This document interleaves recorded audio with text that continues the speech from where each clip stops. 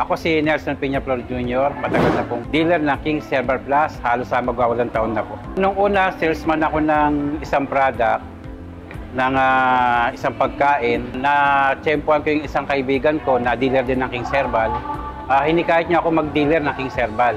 Bago mo i-stock yung kailangan, subukan mo muna. Ako, biyahe ako ng biyahe. Siyempre, nakakaramdam din tayo ng mga pagkahilo dahil tumataas nga po yung ating yung high blood. Nung nakainom ako niyan, nakumbinsi naman ako na mag-dealer dahil sa epektibo naman talaga. Binablog ko yung mga pagdi-deliver ko at isa yun sa mga nakikita ng mga customer ko at ng mismong kumpanya. Papaano natin na ipinapakalat ng King's Herbal Plus at papaano tinatanggap ng ating mga customer. Hindi kami pinababayaan ng King's Herbal Corporation. Hindi ako tatagal ng magwawalang taon dito kung hindi maganda . Kasi dito ako nakapagpundar ng mga pangkabuhayan namin. Isa pa, may naipon kami mga gamit namin, mga naipundar namin mga pangnegosyo. Katunayan, meron na akong ano ngayon, sariling mini coffee shop.